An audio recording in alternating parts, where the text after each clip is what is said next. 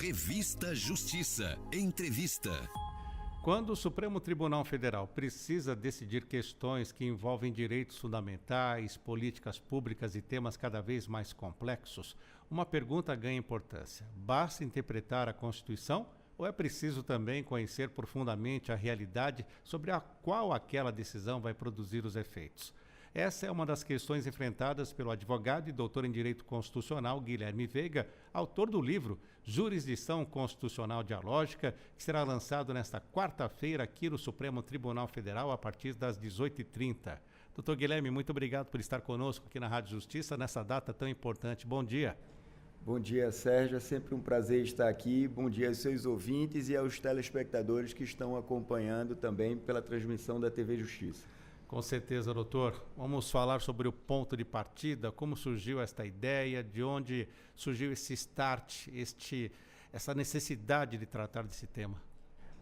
Eu atuo no Supremo Tribunal Federal na qualidade de advogado, né? E atuando, conseguimos identificar pontos que seriam problemas que precisávamos investigar. E investiguei esse aumento da complexidade dos temas trazidos ao Supremo Tribunal Federal e a outras cortes constitucionais do mundo no meu doutorado. Eu fiz um doutorado no CEUB, com a orientação do atual presidente do Supremo Tribunal Federal, o ministro Luiz Edson Fachin, e o ponto de partida da minha investigação foi, diante do aumento da expansão da jurisdição constitucional, muitos temas chegando ao Supremo, quase tudo chega ao Supremo agora, que for complexo, envolvendo novas tecnologias, paradoxos sociais, desacordos morais razoáveis, disputas interfederativas, como solucionar essas questões, porque aquela decisão clássica do constitucional ou inconstitucional, ela já não seria mais suficiente para distensionar a nossa sociedade. Vemos aqui que muitas questões que chegam ao STF, elas não são exclusivamente jurídicas, porque envolvem economia, saúde, ciência, tecnologia, políticas públicas e até os impactos sociais. Por que, nesses casos, conhecer adequadamente os fatos pode ser tão importante quanto interpretar corretamente a norma constitucional? Sérgio, é porque o direito é um texto dentro de um contexto. Então, temos que entender esse contexto que eu denomino de fatos constitucionais econômicos, sociais, políticos, científicos. Então, precisamos, como fazer o Supremo, então, mergulhar verticalmente sobre um tema científico. A abertura dialógica do Supremo começou em 2007 com o ministro Carlos Aires Brito, quando ele convocou pela primeira vez na história do Supremo uma audiência pública. Era naquela disputa de células troncos embrionárias, e a constitucionalidade daquela lei que autorizava a pesquisa. Estava se discutindo ali a constitucionalidade ou não desta lei que autorizava a pesquisa. O Supremo abriu as suas portas para que cientistas viessem e explicassem tecnicamente aquele ponto. Então, ali foi o início da abertura dialógica do Supremo, mas de lá para cá a complexidade aumentou, não é? E a tensão entre os poderes aumentaram também. Essa tensão aumentou do legislativo, colocando questões que eram para ele decidir, ele legislar, e ele não legisla e joga a questão para dentro do Supremo, para que o Supremo termine decidindo sobre inconstitucionalidades por omissão legislativa. Então, são temas muito complexos e, se aquela abertura da audiência pública foi importante, agora a gente tem que aprofundar em instrução de fatos constitucionais e também a possibilidade de mediação dentro da jurisdição constitucional, que ela já ocorre, mas como não existia uma metodologia própria, eu procurei tratar no livro, criar uma metodologia própria para mediações dentro das ações de controle concentrado. Doutor Guilherme, vamos falar sobre prova e jurisdição constitucional. Quando pensamos em um processo judicial, estamos acostumados à produção de provas para demonstrar os fatos. Mas como isso funciona quando estamos diante de uma questão constitucional? É possível falar, então, em uma verdadeira instrução probatória no âmbito da jurisdição constitucional? É o que eu proponho, uma instrução probatória, mas com as características de uma jurisdição constitucional. Então, porque o normal de uma jurisdição constitucional é um controle abstrato, entendeu? Então, se apresentam argumentos jurídicos sobre a constitucionalidade ou inconstitucionalidade e depois se decide pelo sim ou pelo não.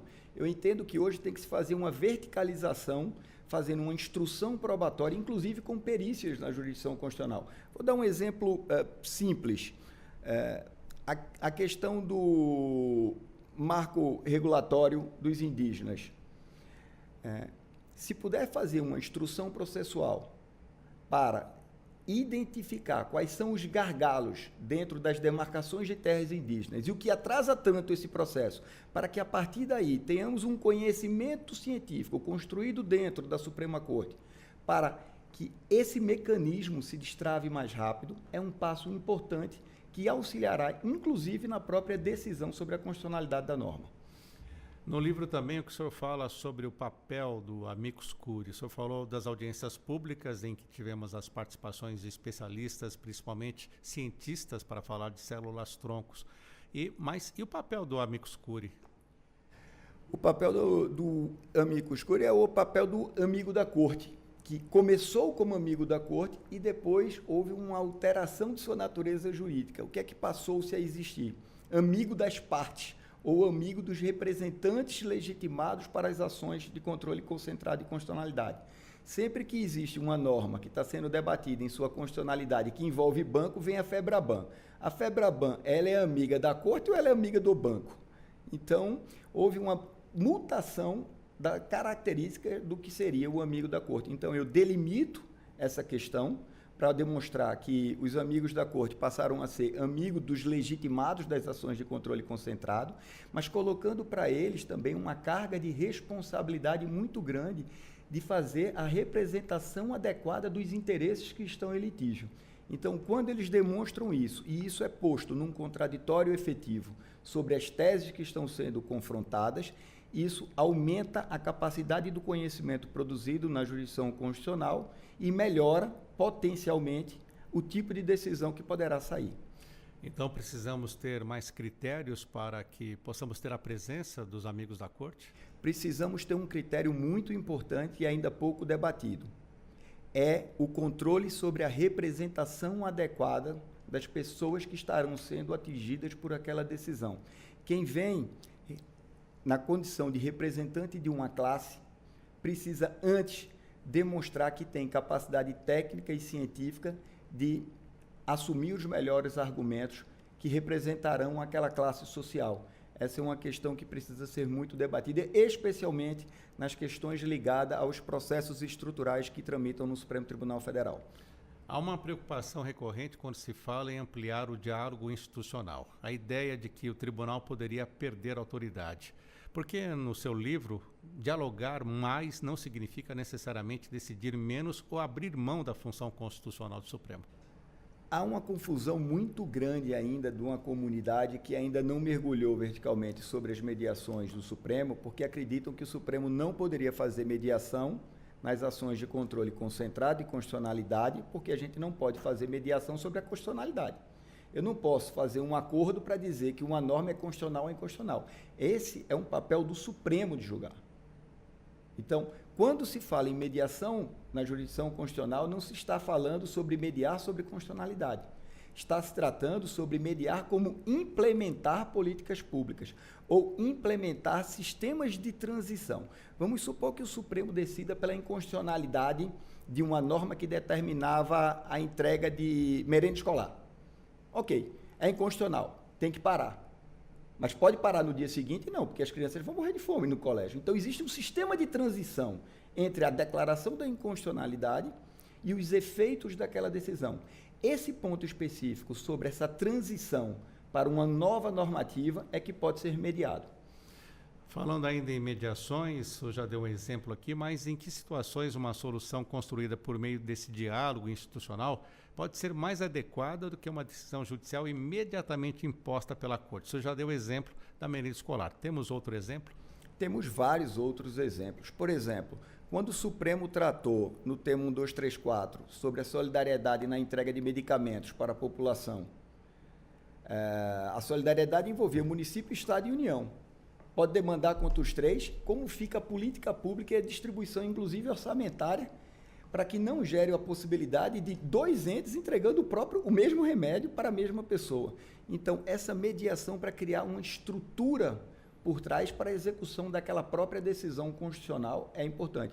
Isso foi alvo de mediação dentro do Supremo Tribunal Federal, nesse tema 1234. Mas eu cito no livro diversos casos em que ocorreu a mediação, fazendo pontos positivos e pontos negativos sobre todos eles.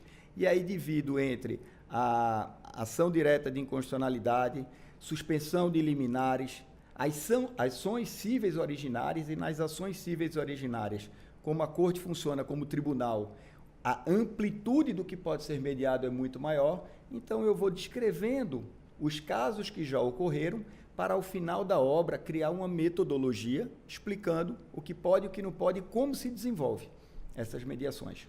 Um outro tema que eu gostaria que você explicasse para o nosso ouvinte, que o senhor traz um livro, Autocontenção Qualificada. O que é? É porque existe a autocontenção, que é não decidir, e existe o ativismo judicial, que é decidir para além do que a norma prevê. Então, eu crio um que eu chamo de corredor metodológico, que é entre o excesso e a falta, é o caminho que se pode fazer a análise do caso. Dentro desse caminho do corredor interpretativo constitucional, uma vez aberto o diálogo e ouvidas as partes e ouvidas as instituições e os poderes, poderá o Supremo chegar à conclusão de que é melhor fazer uma autocontenção qualificada com base no debate que ocorreu e dizer: esse tema ainda não está maduro para ser julgado dentro do Supremo Tribunal Federal, essa matéria é do Legislativo, e devolver o caso ao Poder Legislativo, ou devolver o caso ao Poder Executivo. Por exemplo, no Poder Executivo, a implementação de políticas públicas habitacionais, de saúde ou escolares. Tem temas que são decididos aqui no Supremo, mas tem temas que eles podem ainda não estar maduros para estarem decidindo aqui no Supremo.